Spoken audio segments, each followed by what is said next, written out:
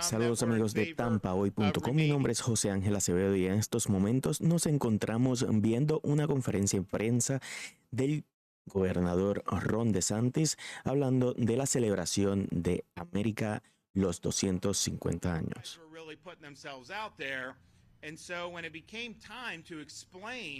Why they were asserting independence, they had an opportunity to articulate these reasons in a way that would really mark a turning point in human history.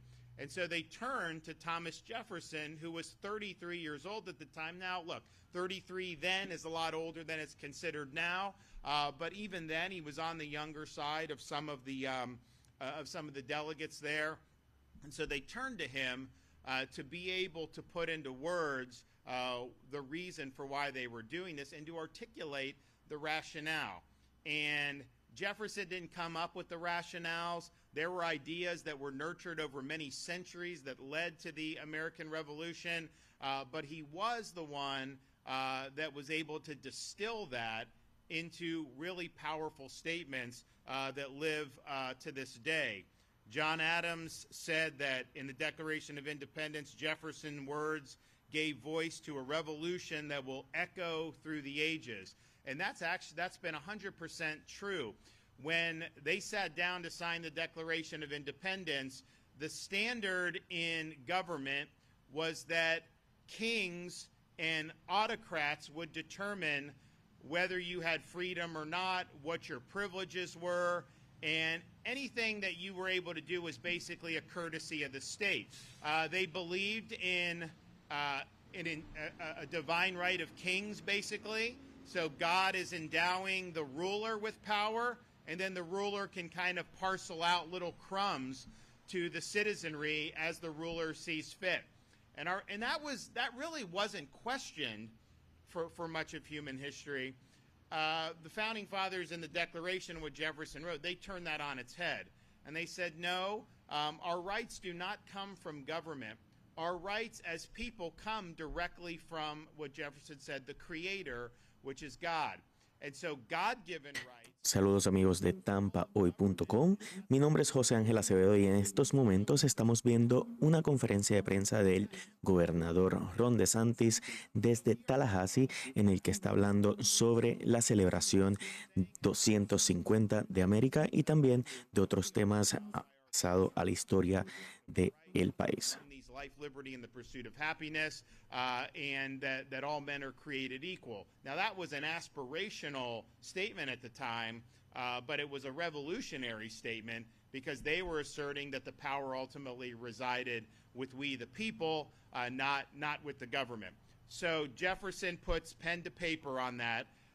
That ends up getting published, and the Declaration of Independence really was the clarion call for the revolution, and it underlied everything they did when they got to Philadelphia a decade later and hashed out the Constitution at the Federal Convention in 1787. So Jefferson being able to articulate that the way he did was absolutely essential, and ultimately how you say things, how you articulate, how people gravitate really is important, and those words have really reverberated throughout history.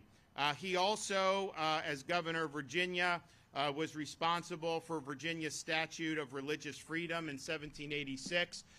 Even when we had the Constitution ratified in 1787, 1788, and you had the government start in 1789, even after they ratified the Bill of Rights, when the First Amendment, which says government shall not, no law respecting establishment of religion, you actually had a lot of established churches throughout the country, particularly in New England.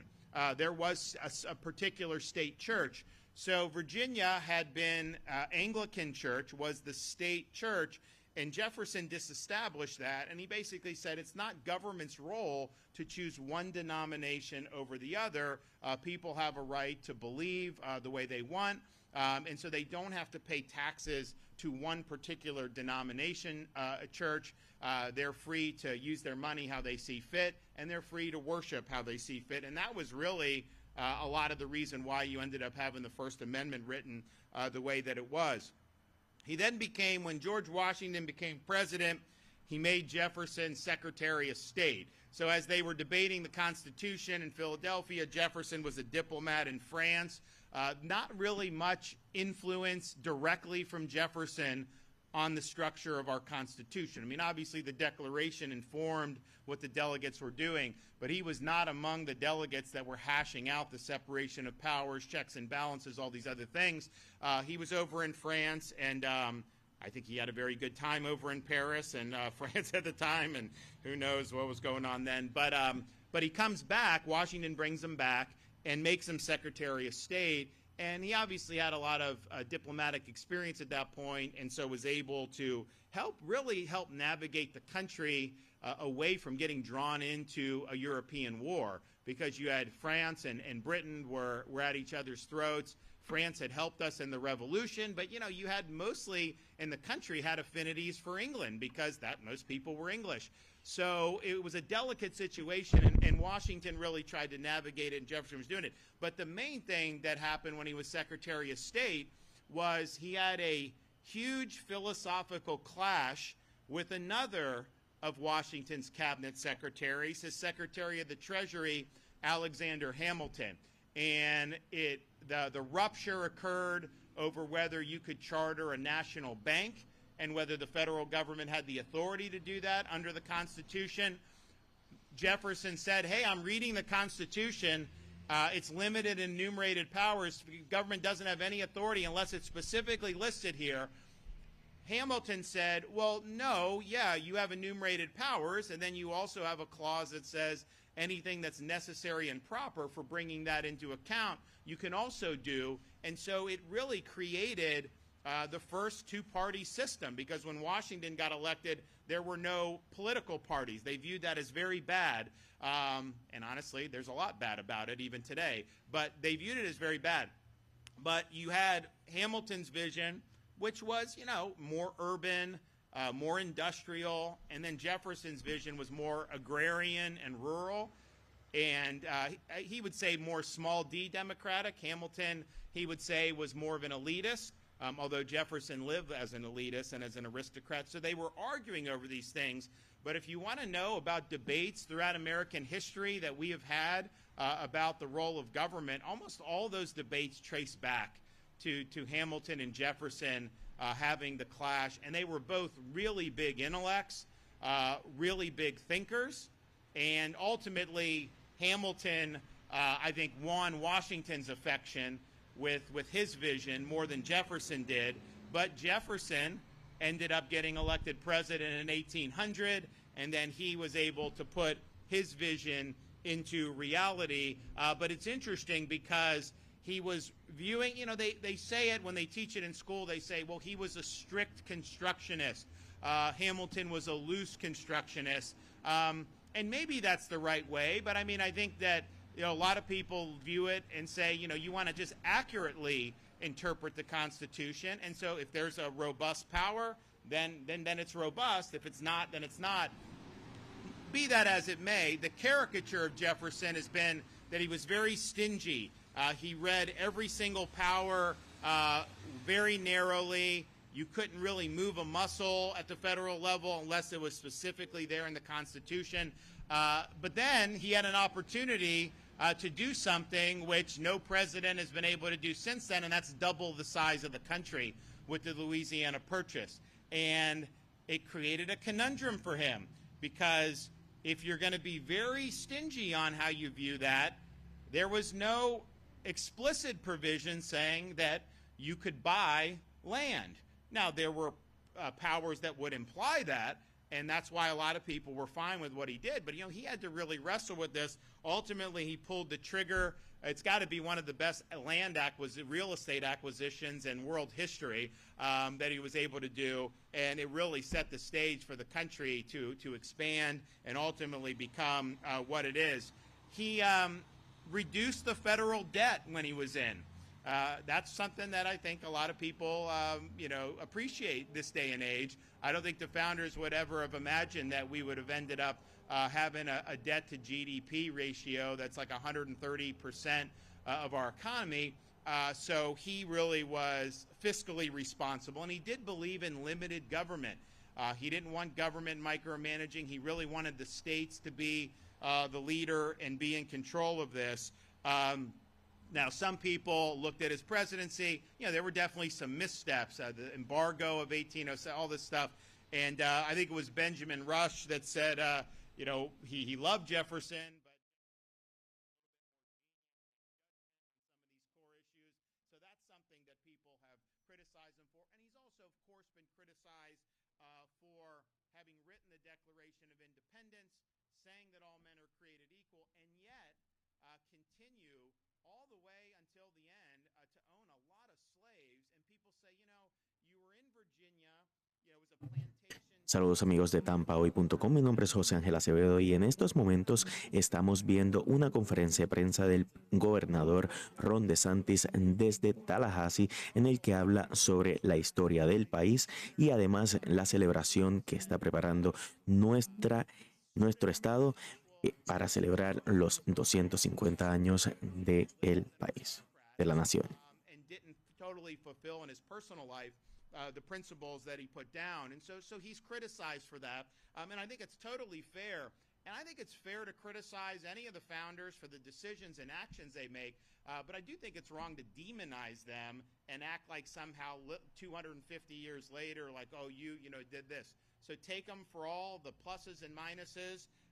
And even when he retired, you know, he founded one of the great universities in this country, University of Virginia. He designed the University of Virginia. He was an architect and was able to do that. Honestly, this building is similar to kind of Jefferson's style of architecture. So he was a very multifaceted guy, not just a statesman. He was a scholar. He was a writer. He was an inventor. He did a lot of things that, you know, you really probably wouldn't see too many people who were able to do that in this day and age. And so I think it's appropriate that the state of Florida is recognizing, you know, all the people that helped bring into fruition our country.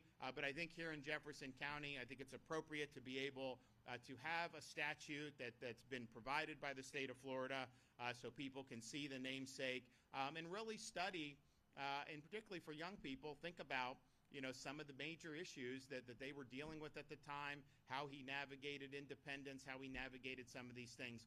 Really, really significant history. So I want to thank Cord Bird for helping make this happen. You know, we met at the end of last year, and I was like, we really want to do well here. We want to get this done. And I think we're really ahead of the curve with where other states are going. We've done the Washington. We have the Jefferson we'll unveil here.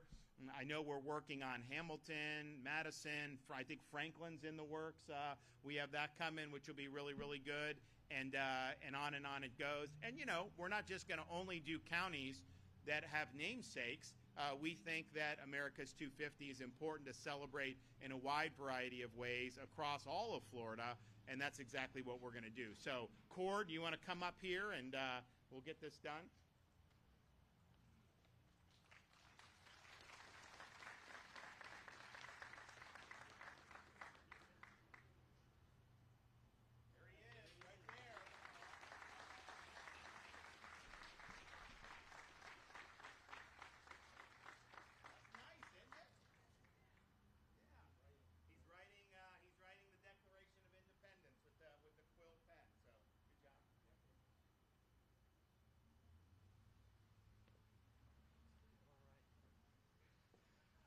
Well, good morning, and thank you for being here. Thank you, Governor. I'm Secretary of State Cord Bird. I have to think that Thomas Jefferson is smiling down from heaven, seeing that we are in Monticello in Jefferson County at the courthouse in a statute celebrating his life. And as we celebrate American independence this week, it is fitting to unveil the statue of Thomas Jefferson, the author of the Declaration of Independence. And I do want to take a moment. I see my good friends, Senator Corey Simon, Representative Allison Tanter here, and I know Supervisor of Election Michelle Milligan. Y'all have great representation here in Jefferson. But adopted on July 4th, 1776, the Declaration is more than a historic relic. It is a living testament to the ideals of liberty and self-governance. And the governor touched on some of those. And one of my favorite understandings of the Declaration is by Abraham Lincoln, when he said that the Declaration is a golden apple surrounded by the Constitution's frame of silver. because it was, as the governor said, it's the Declaration that set out those ideals of liberty and self-governance, and I think that's just an amazing way to look at it. The Declaration propelled a revolution, and almost 250 years later, we continue to draw strength and inspiration from its words. Thomas Jefferson considered the Declaration of Independence to be one of his greatest achievements, and he spent his life defending liberty and inspiring Americans to cherish and protect our freedoms. As we prepare for America's 250th birthday, this statue represents not just our history, but our ongoing civic duty to remain vigilant in defense of liberty, a value that continues to shine brightly in Florida. And I was thinking that as we get prepared, this is Independence Week, and we'll celebrate America's independence on the 4th, under Governor DeSantis' leadership. Every day in Florida is Independence Day, so thank you, Governor, for that. As chair of the America 250 Florida Advisory Commission, I am proud to lead our state's America 250 celebration, and this ceremony is part of that. The commission is planning events in all 67 Florida counties leading up to and throughout 2026, ensuring every Floridian can participate. Our goal will be to engage as many citizens and visitors as possible, to educate our children about America 250 and the events and people that have made our country great. I want to recognize the Department of State's Division of Historical Resources, who played an important role in acquiring the statue and working with Jefferson County Administrator Shannon Meddy on the logistics of bringing this important symbol to Monticello. I especially want to recognize the Museum of Florida's History Design and Fabrication Shop for transporting and installing the statue here at the courthouse. He weighs about 1,000 pounds, so it was quite an achievement to get it here. Finally, as we prepare to celebrate America's birthday this weekend, let's take a moment to appreciate Thomas Jefferson and all the founding fathers who sacrificed their security and comfort for the cause of freedom. I also encourage you to stay tuned for a slate of America 250 celebrations being held across the state in the coming year. They will be family-friendly, patriotic, and educational events celebrating the birth of the greatest nation in the world. So I want you to party like it's 1776, have a great Independence Day, and thank you so much for letting us be here today. Yes, sir. So I'll announce it, and then so since we were here for this, we want to do, so this will be the official unveiling of Florida's America 250 logo. So we're going to be doing a lot on this. We think it's really important, and particularly, as I said, for young people, we want our young people to understand what went into this country being formed. Jefferson, he really he provided the lyrics that has allowed a lot of people to do very well as a result of the principles that he articulated. But we've also we're not just like a one-trick pony, America 250. We've done more to stress American civics since I've been governor than we've ever done in the history of Florida. And I want to thank, I know we got a couple of our legislators here. Senator Simon, I mean, this guy gets more stuff in the budget for you guys than almost anybody. I mean, it's amazing. And you did pretty good, too, on some stuff. You did some good legislation, too. So, they've both been very effective in helping you guys. But I'm like, because they do the budget, and, they were like 45 days late. So I only had like a certain number of days. I think I had like 2 weeks to do it. But, there's each individual part I got to either sign or veto, right, or approve or veto. And so you're going, and it's like, Simon this, Simon that. I'm like, man, this guy gets so work. He works really hard to get all this stuff done. I'll tell you, you can see it there. But one of the things that they have continued to support is our Civic Seal of Excellence program. So we made the insight that, yes, we're going to say, you got to do civics. You got to teach the Declaration and the federal, all this. Yes, you do need to do that. And you got to have high standards, and you got to make sure people know. But you also have to have teachers that are well-versed and passionate about this stuff, too. And the reality is that if you're going to a lot of universities in this country right now, you're probably not going to get a very good education on the foundations of America. It's almost viewed as passé. It doesn't fit into their ideological agenda. Obviously, people, they villainize some of these the ideological warriors in these universities have villainized the founding fathers. So you end up where even if this is something you want, you just may not have access. So we created, working with the Florida Department of Education, as well as a bunch of scholars around the country, people from like Hillsdale College, people from all these great organizations, and we created a 50-hour course And so if you go through that, you get a $3,000 bonus for going through it. It's not just for civics teachers. If you're a history teacher, by all means, English teacher. Heck, if you're a science teacher, we want you to do, because we think it's important, because the insight is basically, we can sit here and say, you know, this kid needs to go to college and become a doctor. This kid needs to go college and go to business. This kid maybe go to trade school and will do this or that. Great. There's a whole bunch of different pathways. But every single person that comes out of our K-12 system in Florida will be called upon to exercise the responsibilities of being an American citizen and being somebody that has agency over the future of the republic. And so we take that obligation seriously to make sure we're not just graduating a bunch of blank slates, that they actually have a foundation to understand what all these ideas mean, what went into it. Because I said, Jefferson wrote the words and he deserves immense credit, but there were ideas that were centuries in the making that informed how the founding fathers viewed liberty and government and all these things. And there's a whole bunch of different intellectuals. So we provide that for these teachers to be able to go. We've also done civics and debate initiative. Every county in Florida now has the civics and debate where they do these contests. I think it was like 7 counties out of 67 had it 6 years ago. So now we have all of them do, and we host the national debate in Orlando usually every year. But you know, the thing about debate, yes, it's important. If you can get comfortable speaking in front of people, that is a good skill to have in life. And it's not easy. And, you know, you get used to it after a while. I mean, you know, a lot of people like in Corey's chamber love to hear themselves talk, and they talk a lot. And so some people really like to, but not everyone's comfortable. So I think it's good to get young people comfortable, get on your feet, and be able to make a point and make an argument. And especially in an age where everyone's buried in their phones and thinks that that's the way you communicate and deal with other people. No, actually, the way you deal with people is in the flesh, and that can't become a lost art. So I do think that that's important. But I also think in terms of sharpening people's mind, the good thing about speech and debate is you're given a topic, and then they tell you which side you have to argue. So, for example, I'm a big believer in term limits for Congress, and I think we need it. And I've gone around the country and helped other states do what Florida's done to try to push forward on it.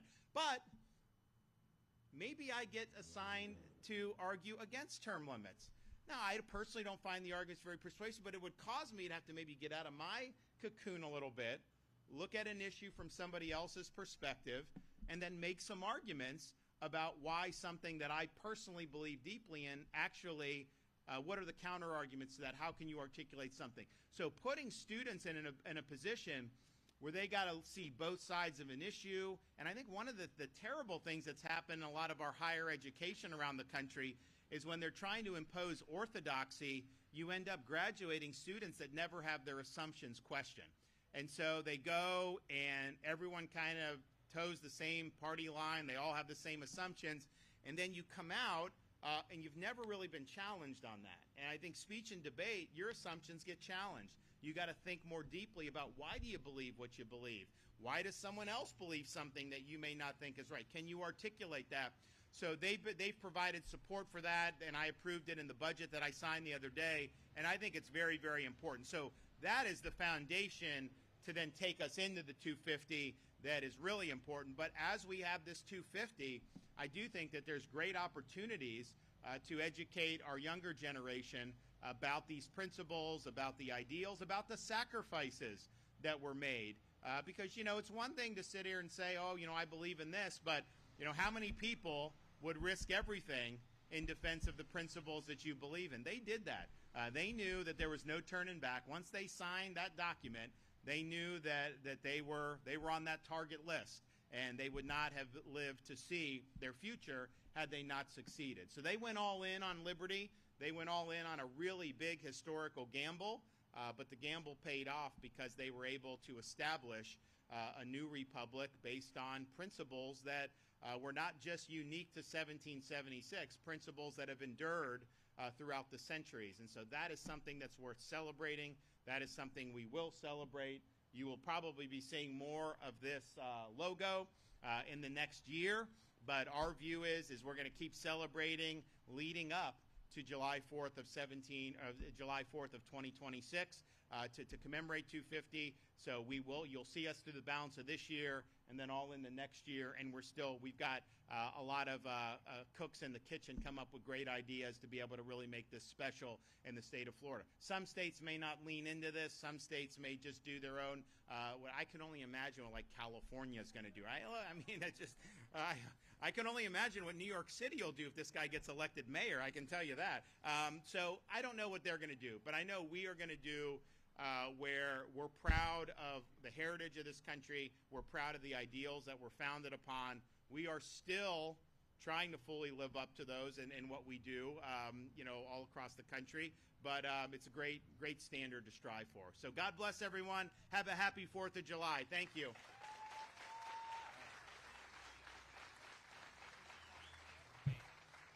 Saludos amigos de tampahoy.com, mi nombre es José Ángel Acevedo y en estos momentos estábamos viendo cómo el gobernador de Florida presentaba la imagen de Thomas Edison con la celebración de los 250 años de la nación. Así que nos vemos pronto en tampahoy.com, así que quédense en nuestra sintonía.